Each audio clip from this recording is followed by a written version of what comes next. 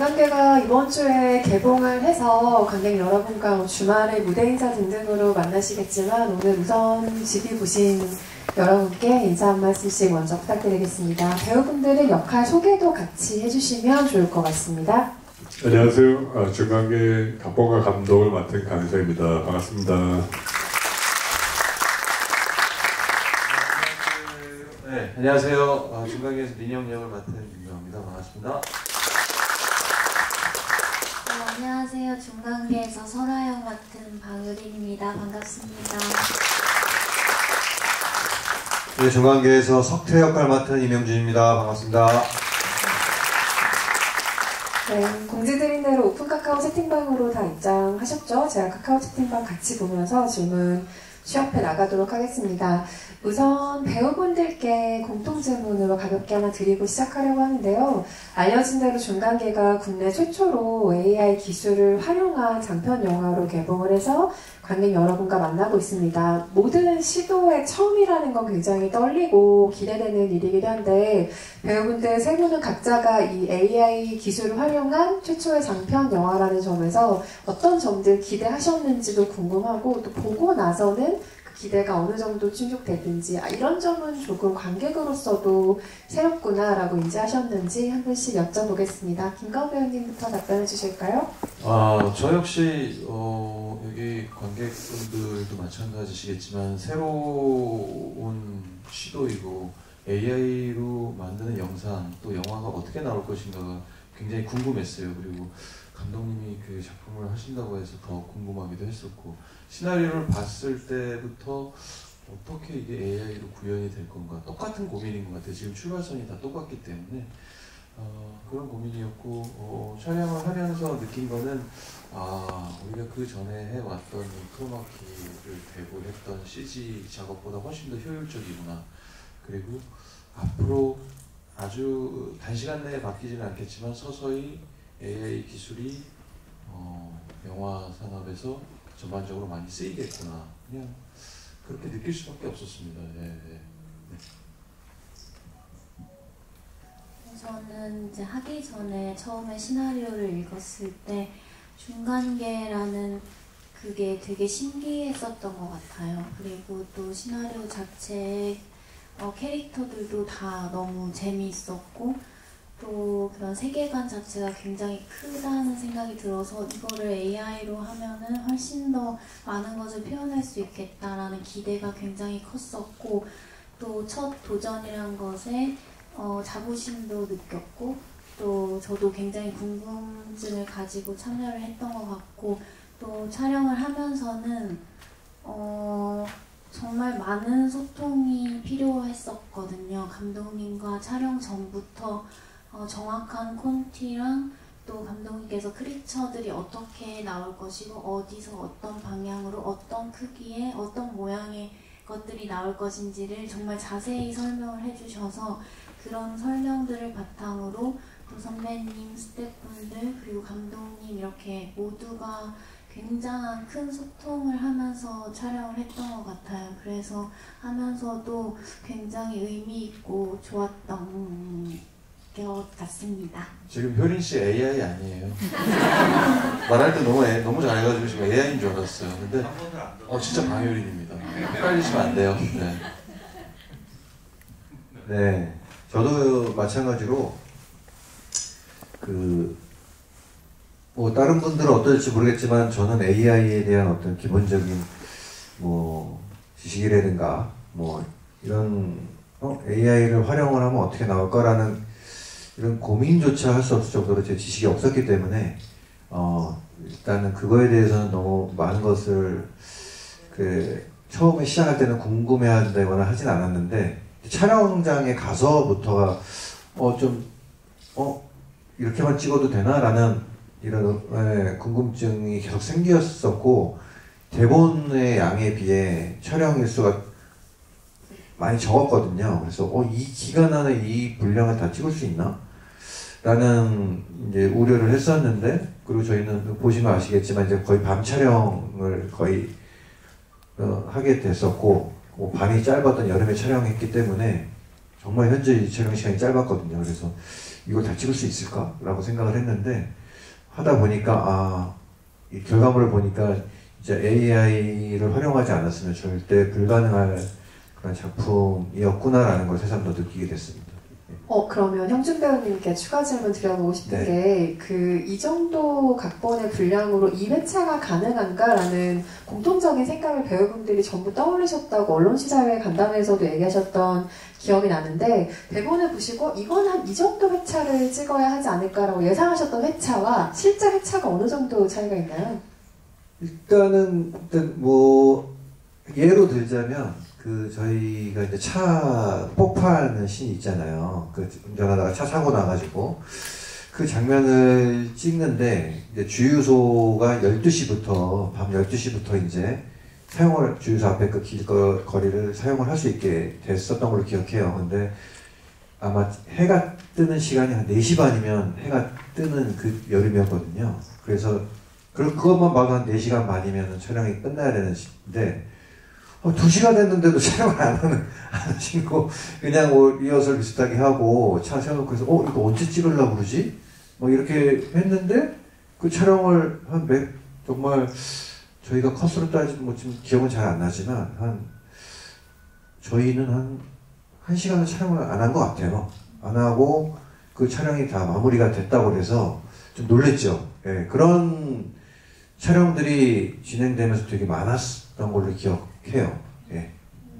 AI 촬영에 관한 부분, 후반 작업에 관한 부분은 채팅방에 질문들을 많이 올려주실 것으로 예상하고 있겠습니다. 강윤정 감독님, 이 작품 이야기를 구상하신 초기 단계가 궁금한데, 사실 이 기획이 오래전에 생각해둔 메비우스라는 시나리오에서 출발한 이야기로 알고 있는데, 애초에 불교의 세계관에서 비롯한 중간계라는 영역을 어떻게 영화의 무대로 삼으실 생각을 하신 거예요? 우선 이 영화를 제안받고, 그리고 이제 AI 영화를 해보자라는 게 이제 돈을 주신 분이 제안이었었는데, 그랬을 때 AI를 적극적으로 활용할 수 있을 만한 내용이 뭐가 있을까라는 생각에서 제가 이제 과거에 25년 전에 써놨던 시나리오 중에서, 사람들이 갑자기 주인공 4명이 죽고, 그 중간계에 빠져드는 그런 이야기가 있었거든요. 그래서 AI가 당시만 해도 사실 실사와 AI 영상이 잘 붙지가 않았는데 그 중간계를 AI를 적극적으로 활용하면은 영상이 잘 붙을 수 있겠다. 왜냐면은 중간계라는 공간은 우리가 색깔을 원하는 대로 이제 디자인을 할 수가 있으니까.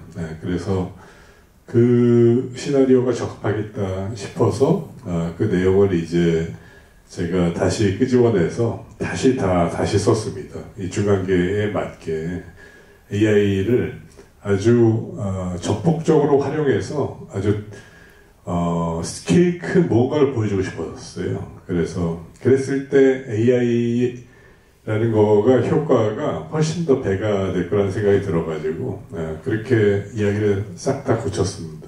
네. 그러면 구체적으로 이게 AI 기술을 활용할 것이라는 것을 상정하고 바뀐 지점들은 예를 들면 어떤 게 있을까요? 원래 이야기에서는 저승사자 2명이 그들을 쫓아다니는 거였었는데 그렇게 하기에는 뭐 AI를 쓰는 게 별 의미가 없어서 아예 12지 시인으로 다 바꿔서 동물의 형상으로 만들고 각자의 띠를 그 띠 형상을 갖고 있는 동물들을 쫓는다라고 만들었고 사천왕 보신 것처럼 염라대왕이 나중에 광화문에서 이제 커지는 거, 광화문을 폭발시키는 거 이런 것들이 다 그냥 전통 방식의 CG라면은 굉장히 돈이 많이 들고 시간도 많이 필요한 작업인데 AI면 충분히 가능하겠다 싶어서 내용을 이렇게 바꿨습니다.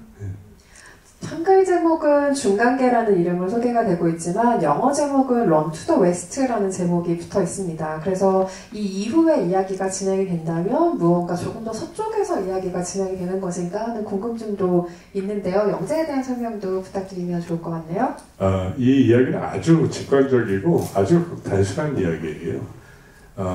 나중에 2편이 나오는 것까지도 간략하게 말씀드리면은 이렇게 죽은 사람들이 환생하려고 하는 이야기입니다.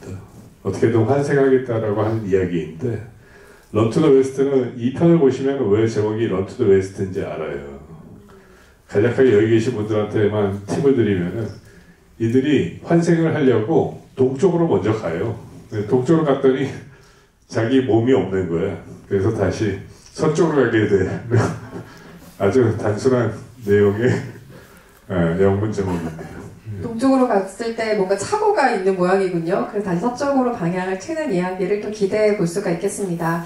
AI 장면은 사실 결국에 어떤 프롬프트를 쓰느냐, 그러니까 간단하게 얘기해서 어떤 입력값을 주느냐에 따라서 도출한 여러 가지의 결과 중에 인간이 선택을 하면서 조합을 해가는 과정이라고 지금의 단계는 알려져 있는데요. 배우들은 그럼 이 작업을 할 때 어떤 선택들을 믿었는지가 굉장히 궁금해집니다. 왜냐하면 이게 AI 협업이라는 것을 인지하지 않은 기존의 실사 작업의 경우에는 연출가의 선택을 믿는 분들도 계실 테고 아니면 자신의 확신을 조금 더 현장에서 주장하는 연기를 하시는 분들도 있겠죠. 스타일에 따라 조금 다를 텐데요. 새 배우분들은 평소에는 어떤 확신을 조금 더 따르고 선택하시는 편인지 궁금하고 이 영화의 경우에 혹시 그게 조금 바뀌었는지도 여쭤보고 싶습니다.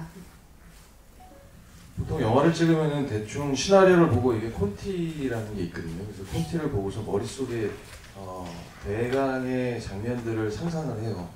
이렇게 나오겠구나. 그리고 내가 이 안에서 연기를 하면 나중에 영화로 나왔을 때 이렇게 이 장면이 나오겠구나라고 생각을 했는데 이 영화 같은 경우는 그런 상상이 잘 안 되더라고요. 네.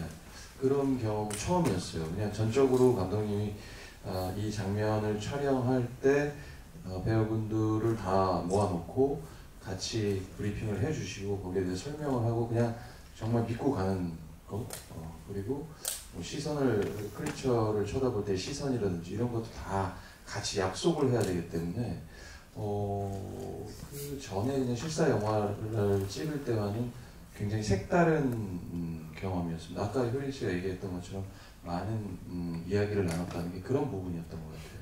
네. 저는 이번 작업을 하면서는 세 가지를 믿었던 것 같아요. 감독님도 믿고 저 자신 스스로도 믿고 또 동료 배우들을 믿었던 것 같은데 감독님은 일단 워낙 너무 꼼꼼하게 모든 거를 다 미리 알려주셨기 때문에 그거에 대한 확신이 있었고 또 촬영하면서도 굉장히 풍부한 소통을 하면서 했기 때문에 일단 감독님을 전적으로 믿었던 것 같아요. 그리고 저 스스로를 믿었던 거는 일단 상대가 없기 때문에 이미지적으로 감독님이 너무 잘 설명을 해주셔서 알고 있긴 하지만 그림이 없기 때문에 스스로의 반응에 더 초점을 맞췄던 것 같아요. 어떻게 어느 정도로 놀래고 실제로 이 크리처들이 왔을 때 어떤 느낌일까. 그래서 스스로의 반응, 스스로 내 자신을 믿었던 것 같고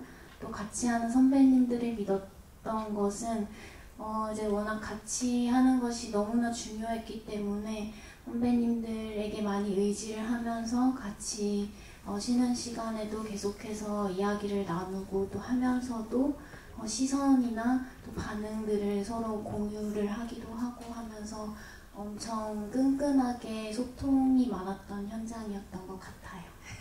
저희가 보통 오픈형 AI에 질문하면 1, 2, 3번 번호 달아가지고 답을 해주잖아요. 지금 다시 한번 의심을 살짝 하게 되기는 하는데 박효린 배우 맞습니다. 네, 김현준 배우 답변 부탁드립니다.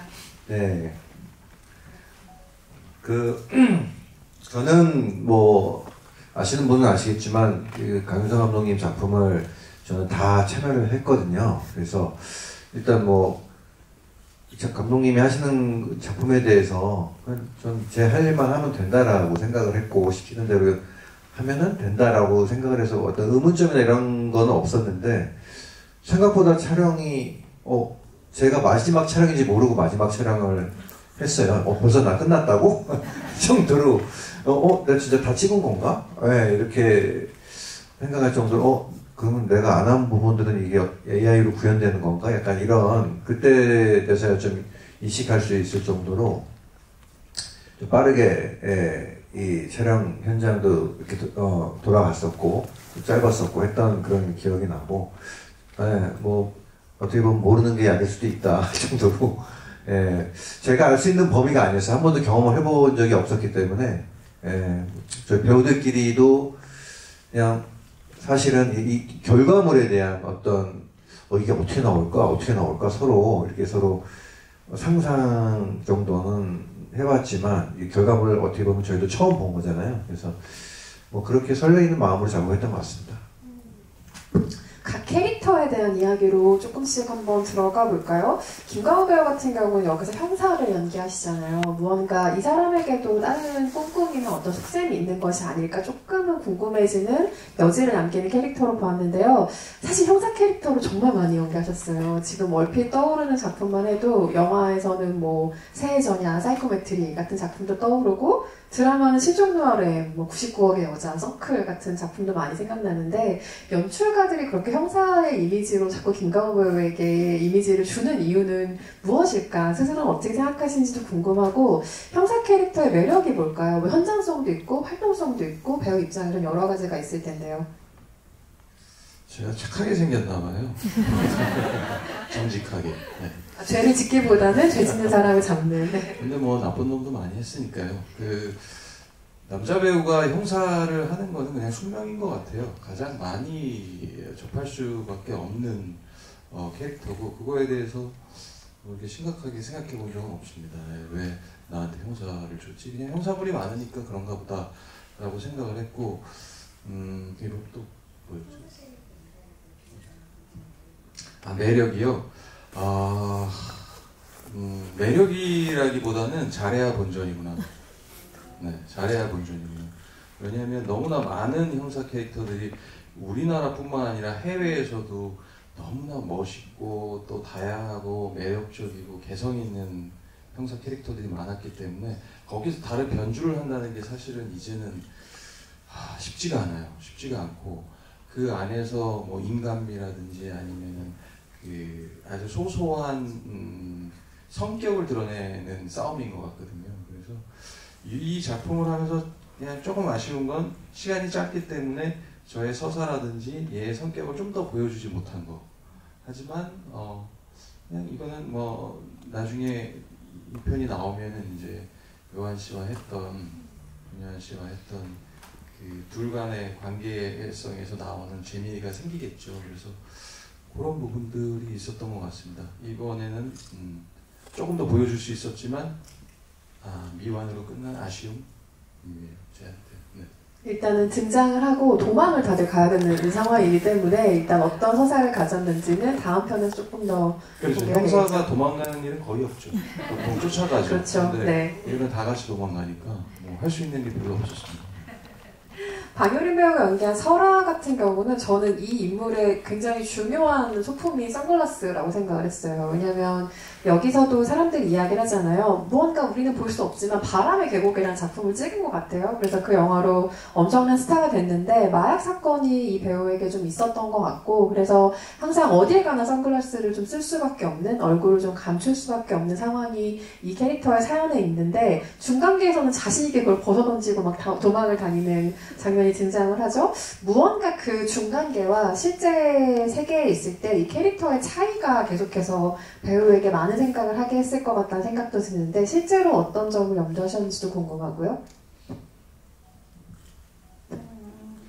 설아는 어쨌든 현실 속에서는 그런 마약 사건과 안 좋은 루머, 각종 루머와 댓글, 악플 이런 것들로 시달리면서 굉장히 움츠러든 삶을 살았을 거라고 생각을 했어요. 그래서 자신감도 없고 또 사람들을 피해 다니고 그런 거에 굉장히 익숙했던 인물이라면 중간계에서는 그런 것들의 속박이나 그런 것들에 벗어 던지고 마음껏 달리고 또 도망치고 그런 1차원적인 그런 것들에 훨씬 더 초점이 맞춰진 채로 그냥 자연스럽게 뛰면 뛰고 도망가면 도망가고 그런 것들에 더 초점이 있었던 것 같아요.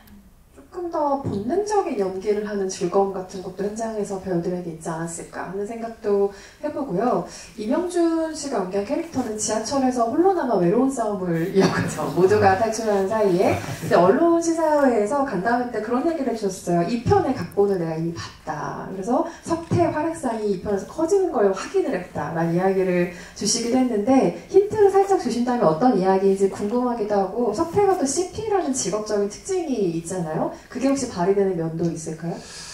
그것보다 뭐 사실 그 각본을 다 봤다는 거는 좀 거짓말이고요. 기자간담회에서요?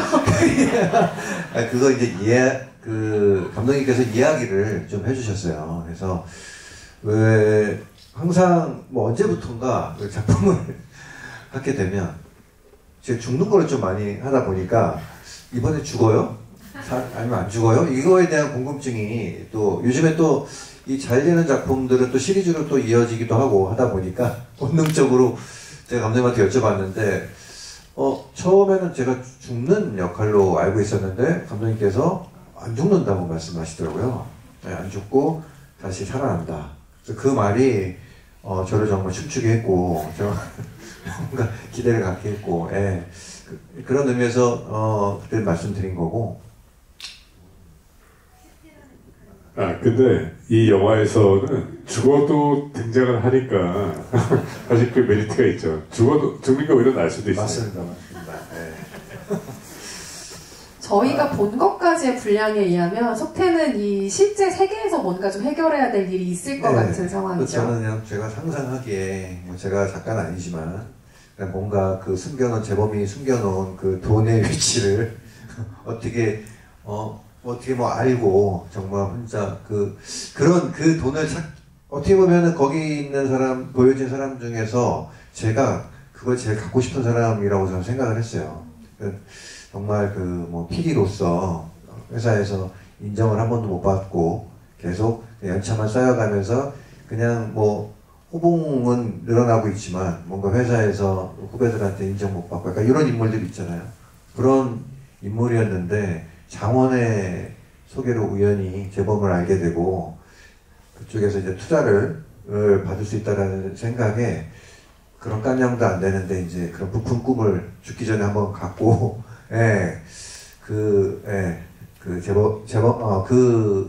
어떻게 보면 그런 일들에 이제 같이 빠지게 되는 그런 상황이 주어지는 그런 인물로 생각을 했고요. 그러다 보니까 이제 겁도 많고 딴 때 같으면은 누가 납치되고 있는 상황에서 제가 거기를 쫓아갈 인물이 아닌데 제가 거기 쫓아갔다라는 거는 저한테 정말 그 기회가 정말 그 기회를 잡고 싶었다라고 저는 이제 생각을 했습니다. 캐릭터에 대한 이야기 바깥에 이번에는 AI의 실제적인 활용과 구조에 대해서 한번 이야기를 해보려고 하는데요. 아까 강윤상 감독님 말씀하신 것처럼 각본을 수정하게 되면서 시리즈신 형상의 AI가 등장을 한다던가 혜태, 사천왕 이런 식의 캐릭터들을 만날 수가 있는데 이런 상상을 하게 되어 사람보다는 동물 혹은 사람보다는 크리처의 구현이 지금은 더 쉬운 단계일까라는 짐작을 해보게 되거든요. AI 활용에 대해서는 확실히 크리처가 조금 더 쉬운 편인가요? 우선 사람으로도 표현을 할 수 있고 사실 쫓아다니는 존재를 사람으로 한다 하더라도 어쨌든 쫓아다니는 그 무서운 존재가 이제 어떤 감정을 표출하거나 이러지는 않을 테니까 AI로 충분히 만들 수 있다고 생각되는데 어쨌든 그 중간계라는 공간을 디자인을 하면서 약간 동양적인 사상들, 동양적인 SF 요소들을 좀 가져오고 싶었습니다. 그래서 12지신과 사천왕과 혜태 이런 존재들이 등장을 하는 거고요. 가장 한국적인 느낌이지 않을까 그렇게 생각했습니다. 처음부터 공간은 서울 한복판, 그중에서도 광화문, 안국역 지하도로 이렇게 조계사 같은 랜드마크로 설정하셨는지 궁금한 게 그 공간에서 반드시 구현하고 있던 어떤 이미지가 있지 않았을까? 예를 들면 세종대왕을 부순다, 도로를 내일 안 친다 이런 구상들이 궁금하고요. 네, 그 광화문은 사실 우리나라 사람들이면 모두 다 아는 가장 시그니처 공간이고 미국으로 따지면 타임스퀘어 같은 공간이기 때문에 그 공간에서 벌어지는 어떤 액션을 한번 좀 해보고 싶었었고 그 서울 시내에 있는 그런 조개사를 제가 예전에 한번 갔었을 때, 서울 시내에 이런 규모의, 이런 불상 크기의 뭐 이런 그 여러 가지 면에서 좀 압도된 점이 있었어요. 그래서 그 공간에서 한번 촬영을 꼭 해보고 싶다는 생각이 있었습니다. 네. 한밤에 텅 빈 서울 시내 촬영이 사실 영화에게 자주 주어지는 기회가 아닐 것 같다는 생각이 드는데, 이명준 배우가 연기한 캐릭터가 지하철에 남아있는 동안 여기 계신 두 배우들은 그 광장을 뛰고 조개사를 또 경험을 하셨죠. 배우들에게도 그 텅 빈 서울 시내, 특히 광화문 한복판의 촬영이 굉장히 생소한 경험이었을 것 같아요. 어떠셨는지 여쭤보고 싶고, 특히 방효린 배우 같은 경우는 종로에서 특이한 장면을 되게 많이 찍으세요. 에마에서도 말을 타고 광화문을 달리는 장면을 촬영을 하셨는데, 그 텅 빈 도로 촬영 씬 어떠셨는지 두 분께 여쭤봅니다.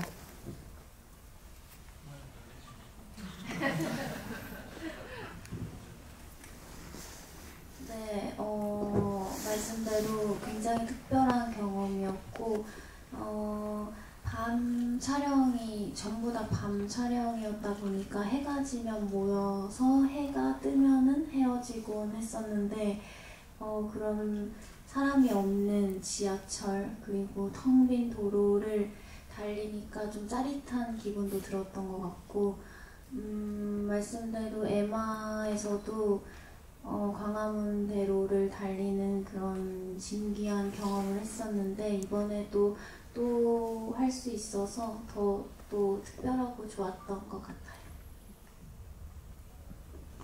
저 같은 경우는 보통 그렇게 나중에 뭐 광화문 광장이 막 부서지고 이런 것들을 하려면 보통 스튜디오에서 그린 스크린을 대고 크로마키를 대고 촬영을 해야 되는 걸로 알고 있는데, 저희는 직접 거기를 뛰니까 현장감이 확실히 살아나더라고요. 연기하기에도 훨씬 도움이 되고, 그래서 뛰면서 뭐 느꼈던 쾌감보다는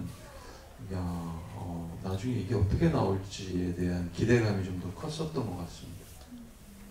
캐릭터에 대해서 하나만 더 여쭤볼까요? 사실 이 영화에서 가장 파격적인 캐스팅은 염라대왕 역할이 아닐까라는 생각이 드는데, 그게 저희 세대만 해도 굉장히 익숙한 분인데, 통아저씨라는 별칭으로 그 좁은 내 몸을 이렇게 구겨 들어가는 재주로 방송을 굉장히 많이 하셨던 분인데, 요즘 세대한테는 사실 누군지 모를 가능성이 많은 분이기도 한데, 이양승 씨를 그 염라대왕으로 캐스팅하신 이유 너무 궁금해요. 본인의 시그니처 포즈를 또 거기서 하시기도 하던데요. 맞아요. 통아저씨는 사실 한 40대 이상 되시는 분들은 다 아실 거라고 생각이 되고요. 과거에 정말 그 예능계에 혜성같이 등장하셔가지고 정말 모든 대한민국 사람들한테 이미지를 각인시켰던 분이 아닌가 싶습니다. 그리고 그분을 염라대왕으로 설정한 거는 어쨌든 우리가 갖고 있는 그런 약간 스테레오타입의 이미지, 약간 염라대왕이라고 하면 엄청 거대하고 무섭고 뭐 그런 존재의 역설적인 캐스팅이었으면 했고요. 그런 외모를 갖고 있지만 실제 이 사람이 갖고 있는 능력은 더 어마어마하다는 거를 영화상에서 좀 보여주고 싶었습니다. 네. AI에 관련된 질문들 역시나 채팅방에 많이들 주고 계신데요. 이런 질문을 남기신 분이 계십니다. AI 작업에 혹시 VFX 추가 작업이 진행이 됐을까요? 순수 AI 비중은 어느 정도 된다고 볼 수 있을까요? 라고 질문 주셨네요. 네, 그 캐릭터를 디자인부터 해서 애니메이션이라고 하는 그런 움직임 같은 거, 이런 것들은 전부 다 AI로 했습니다. 전부 다 AI로 했는데, 그 AI로 만든 거를 실사랑 합성하는 거는 이제 CG로 하게 됐고, 합성을 했는데 약간 미진한 부분들 이런 것들은 저희가 CG에서 파티클 같은 거를 이제 조금 덧대는 방식으로 보완 정도를 했고요. 그 크리처들이 움직이는 거는 전부 다 AI 움직임이라고 보시면 되고, 그 광화문이 폭발하고 하는 뭐 이런 모든 장면들은 다 AI라고 보시면 됩니다. 지금 AI로 구현할 수 있는 가장 최대치의 기술이 적용된 영화라고 봐도 될까요? 맞아요. 저희가 이거를 준비하고 있었을 때가 2월, 3월이었는데 그때는 저승사자를 걸어다니게 한 것도 어려웠어요. 저승사자 발이 나오면은 잘 생성이 안 된다 해가지고 저희가 촬영을 들어간 게 5월 달이었었는데 그때 AI팀이 저희한테 주문한 거는 인물들 발이 안 나오게 찍어달라는 거였어요. 발을까지 나오게 되면은 AI로 만든 크리처를 합성하기가 어렵다라고 했었었는데 첫 촬영은 그렇게 발이 안 나오게 찍었습니다. 그랬더니 도저히 이렇게 진행은 안 되겠더라고요. 영화 자체가 망가질 것 같아가지고 일단은 그냥 다 찍겠다라고 해서 AI팀 동의를 받고 다 찍었는데 촬영하는 도중에 그 기술이 된다고 해서 그 다음부터 이제 합성되는 뭐 저승사자들이나 다른 크리처들은 전부 다 발 움직이는 게 묘사가 됐고 심지어 저희가 이제 후반 작업할 때에는 그 크리처들이 걷는 것도 힘들었는데 뛰어다니고 날아다니더라고요. 그래서 그 기술의 발전이 불과 7개월 만에 엄청난 속도로 발전이 되더라고요. 정말 한 번도 겪어보지 못한 속도로 매일같이 어제 안 됐던 게 오늘 되고 할 정도로 정말 기술의 속도가 빨랐다고 생각이 됩니다. 결국은 AI와 협업하는 실사영화의 경우에는 작업을 언제 마무리하느냐가 가장 관건이 되는 싸움일 것 같다는 생각도 들고요. 아무래도 관객들에게 익숙한 것은 AI 크리처라기보다는 모션 캡처로 많이 알려진, 그러니까 사람이 어떤 특수한 수트를 입고 연기를 한 뒤에 VFX와 합성하는 방식의 연기들에 익숙하다 보니까 안 그래도 저승사자들의 경우에 몸은 인간이 소화를 하고 얼굴은 AI가 대체했는지를 궁금해하시는 분들이 많았는데 아니군요. 네, 이 부분에 대해서 잠깐 제가 전통적인 방식이랑 AI 제작 방식이랑 간략하게만 설명드리면은 전통적인 방식으로 만들려면은 저희는 아무것도 없는 무에서 하나하나 단계별로 쌓아나가면서 만들어야 돼요. 그리고 최종적으로는 그 단계를 다 합성해서 이제 조정해야 되는데 AI는 처음 명령어를 넣으면 바로 결과가 나옵니다. 그 결과가 마음에 안 들면 다시 명령어를 거쳐서 바로 그 결과가 또 나와요. 중간 과정이 없어요. 그러다 보니까 어떤 거는 정말 획기적으로 빠른 거죠. 그리고 어떤 부분은 CG보다 퀄리티가 훨씬 나아요. 그리고 어떤 부분은 아직 CG보다 퀄리티가 한 70% 정도, 60% 정도 그 정도밖에 안 돼요. 그래서 이제 VFX를 더해가지고 그럴싸하게 보이게끔 메꾸는 작업 정도를 하는데 이 AI 발전 속도가 워낙 빠르다 보니까 지금이 이 정도 기술이고 아마도 내년 지금 이 순간도 뭐 다시 중간계를 만든다고 한다면은 이거보다 훨씬 더 괜찮은 기술로 좋은 그림들이 나올 겁니다. 아무래도 AI로 생성해낸 크리처 캐릭터에 대한 질문들이 많은데요. 사천왕이나 저승사자, 해태 같은 크리처들이 감독님들이 생각한 대로 캐릭터 이미지가 생성된 것인지 AI의 창작이 반영된 형태인지 궁금합니다라는 질문도 주셨습니다. 네, 저희가 텍스트 이미지 형식으로 AI를 통해서 이미지를 만들지는 않아요. 그건 저작권의 문제가 되기 때문에 그런 크리처들은 사람이 이제 디자인을 하고 그 크리처 이미지를 이미지 투 비디오로 해서 움직이게끔 만드는 방식이니까 뭐 그런 여기 나오는 등장하는 그 크리처들은 다 일일이 사람이 디자인을 했다고 보시면 됩니다. 네, 캐릭터에 대한 질문도 주셨는데요. 이 질문에 대한 답은 박효린 배우가 먼저 답을 해주시고 감독님이 첨언해 주시면 어떨까 싶은데요. 돼지 얼굴을 한 저승사자가 설화를 잡아가지 않은 이유가 무엇일까요? 라는 궁금증을 주셨는데 배우가 생각하는 그 이유는 무엇일지 먼저 한번 들어볼까요?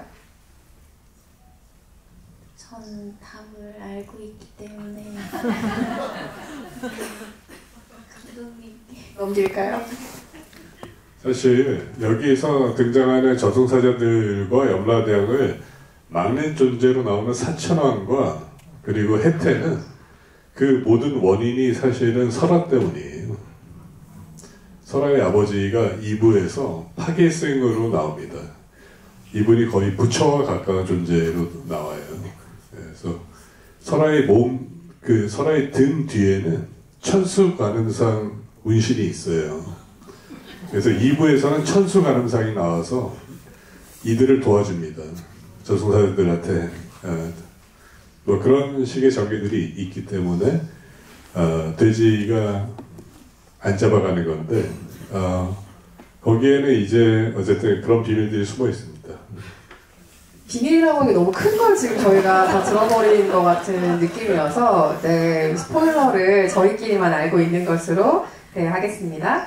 영화 제작 기간과 제작 비용이 어느 정도 줄어드는지 많이들 궁금해하시는 것 같아요. 기존 VFX 기술을 활용했을 때에 비해서 비용과 기간 측면에서 어느 정도 효율이 있다고 생각하시는지요? 라는 질문들을 정말 많이 주셨습니다. 네, 이거는 제가 간략하게 말씀드리겠습니다.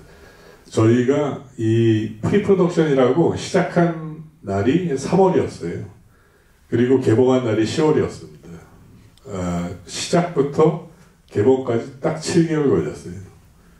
저희가 촬영은 5월달에 했습니다. 5월달 한 달에 이제 다 끝났고, 그 다음에 이제 후반 작업을 하고, 이때 개봉을 한 건데, 이 정도의, 만약에 우리가 CG를 한다고 했으면, 이 정도의 CG 분량이면은, 후반 작업만 1년 넘게 걸려요. 후반 작업만 비용이 한 4, 50억 정도가 들어갑니다. 근데 저희는, 제작 비용은 공개가 어렵고요. 저희는 이 모든 과정이 7개월에 다 끝났다. 시작부터 개봉까지. 일반적인 이 정도 러닝타임의 장편 영화를 생각했을 때 절대로 불가능한 기간이긴 합니다. 근데 그것이 AI와의 협업을 통해서 어느 정도 제작 기간을 단축하는 효과도 있었겠죠. 여기 제가 한 가지만 더 떼가지고 말씀드리면은 AI는 무조건 비용을 낮춰주거나 이런 건 아닙니다. AI도 비용이 많이 들거든요. 제가 이런 시도를 한 이유는 한국 영화 시장이 너무 어렵고 너무 죽어가고 있고 실질적으로 많은 영화들이 못 만들어지고 있는데 우리 같은 영화들을 쇼케이스로 보여주면서 보다 많은 창작자들이 AI에 대한 자신감을 가지고 자기가 상상했던 부분, 생각했던 이야기들을 더 많이 만들었으면 하는 마음에서 저희가 사실은 모두가 다 희생을 해서 참여를 했거든요. 배우분들도 뭐 자기 뭐 개런티나 이런 거 다 깎아주셔가지고 참여를 하셨고 저 또한도 이 영화에서 어떤 돈도 안 받았습니다. 저희 회사도 어떤 이득도 없고 있는 돈 다 때려박아가지고 만든 거예요. 근데 어쨌든 저희는 한국 영화가 너무 어려운 상황에서 뭔가 이 AI라는 그 키워드를 가지고 자금이 관심을 갖고 그리고 창작자들이 자신감을 가지고 보다 많은 작품들을 만들었으면 하는 마음에서 이 작업을 좀 하게 됐다는 것을 이해해 주셨으면 감사하겠습니다.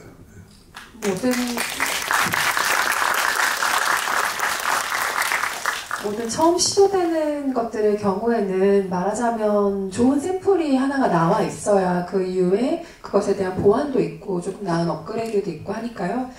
그 시작점에 이 영화가 있다는 점을 다시 한번 상기를 하면 좋을 것 같고요.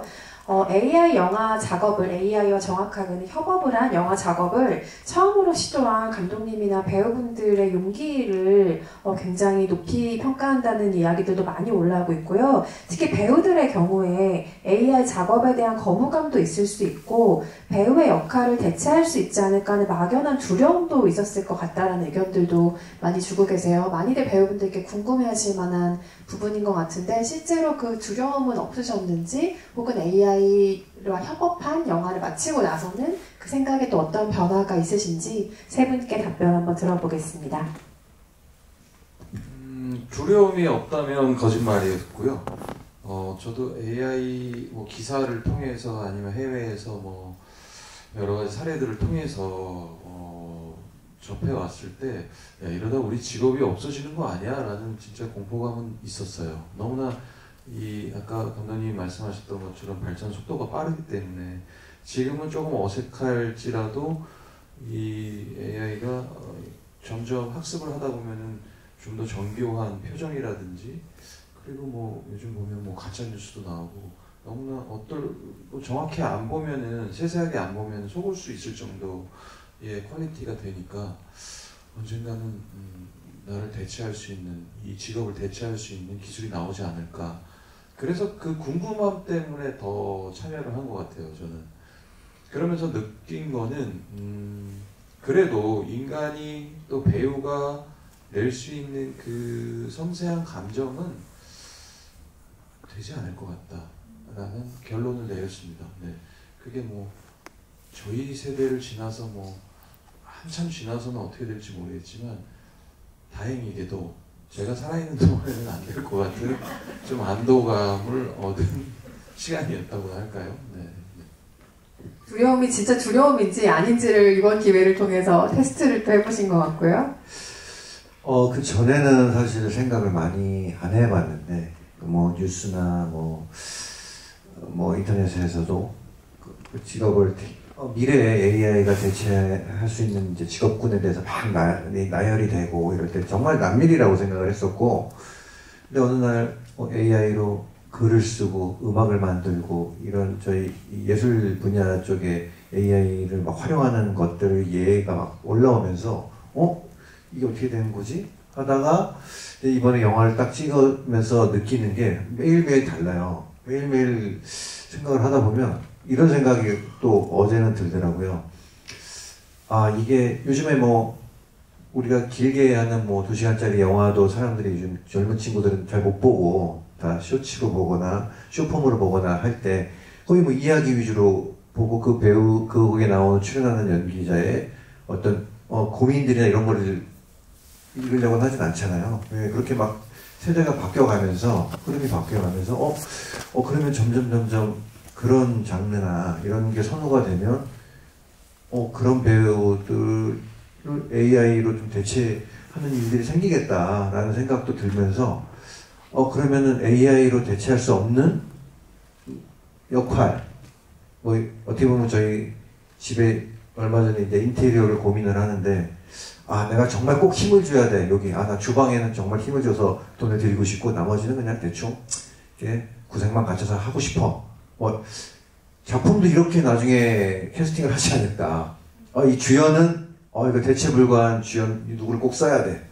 하지만 이런 조연들은 그냥 AI들 이렇게 써도 그냥 흐름상 맞지 않을까? 막 이런 시대가 오지 않을까라는 이런 불안감이 사실 조금 들더라고요. 그래서 정말 미래가 어떻게 바뀔지 모르겠지만 일단 중요한 거는 더 열심히 해야 되겠다. 이게 AI한테 대체될 수 없는 그런 배우가 돼야 되는구나 앞으로는, 이런 생각을 한번 해봤습니다. 예.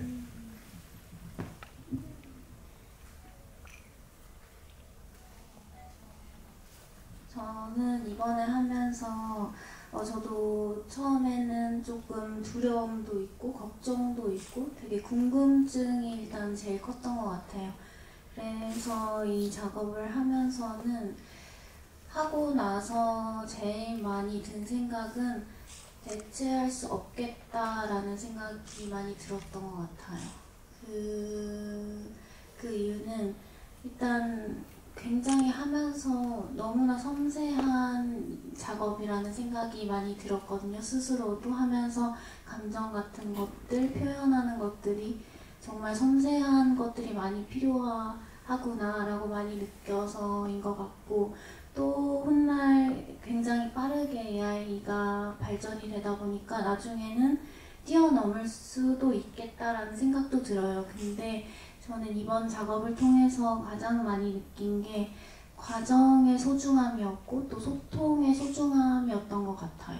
그래서 과정을 통해서 너무 많이 즐거웠고 또 스태프분들과도 굉장한 소통이 필요한 작업이고 또 감독님, 배우들 간에 너무 큰 소통이 가장 중요한 작업이다 보니까 그것은 AI로 절대 대체될 수 없지 않을까라는 생각이 들어서 우리 직업, 이 모든 게 다 사람이 하는 거고 또 그게 소통, 그리고 과정의 즐거움은 AI로 절대 대체될 수 없다라고 생각이 들었던 것 같아요. 그리고 1, 2편으로 지금 나눠서 혹은 그 이상의 편수로 제작이 되는 건지 궁금해하시는 분들 많은데 그 이유에 대해서 많이들 궁금해하시고 계시거든요. 네, 이게 어쨌든 뭐 자세하게 말씀드릴 수는 없지만은 처음 저한테 주어진 돈이 딱 요거밖에 없었습니다. 요거밖에 없는데 그거로는 영화 전체를 다 찍을 수가 없었고 반만 찍을 수가 있는 딱 상황이었어요. 그 반만 찍어도 아까 말씀드린 대로 모두가 희생을 하지 않고서는 찍을 수가 없는 수준의 돈이었었어요. 그래서 우선은 AI를 실증해보고 하는 게 훨씬 더 중요하다는 차원에서 그 반만 제작을 했습니다. 그래서 처음에 저희 기획 단계에서 이름은 중간계 2분의 1이었어요. 그리고 중간계 2분의 2가 또 따로 있었는데, 저희가 2분의 1 촬영 끝나고 2분의 2가 사실은 뭐 원래 약속이 됐었던 부분이 있었는데 그 돈이 취소가 돼가지고 더 이상 돈을 구할 수 있는 방법이 없어서 2분의 1 제작만 이루어지게 된 상황이었습니다.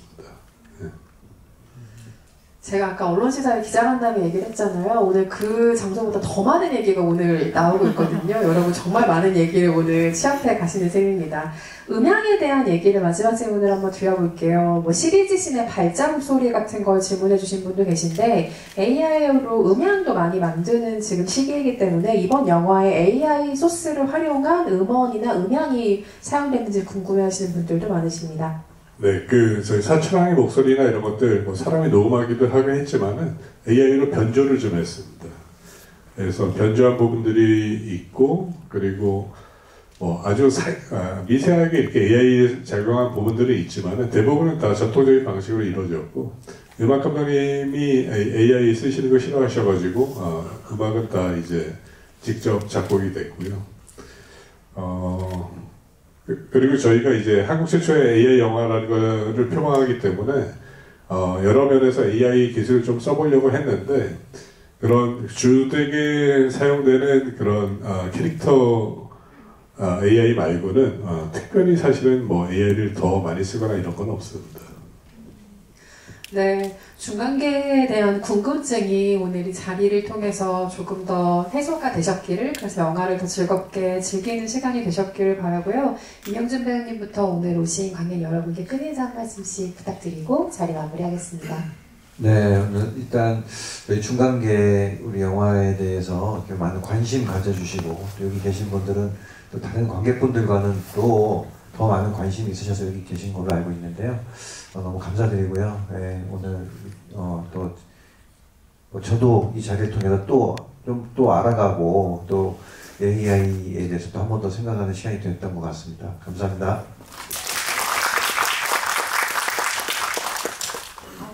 금요일 저녁 정말 가장 소중한 시간인데 이렇게 와주셔서 너무 감사드리고 또 궁금한 것들이 많이 해소가 되셨길 바라고 또 이렇게 와주셔서 너무 감사드립니다. 감사합니다. 네, 배우로 살다 보면은 뭔가 새로운 도전을 하는 거에서 가장 큰 쾌감을 느끼거든요. 그게 결과가 어땠든 간에 그 과정이 행복하고 거기에 의미가 있다면 앞으로 배우 생활을 해나가는데도 큰 힘이 된다고 생각하는데 여러분들이 이렇게 관심을 가져주시고 격려를 해주셔서 좀 더 힘을 낼 수 있었습니다. 감사하고요. 주변에 좀 소문 좀 내주세요. 고맙습니다.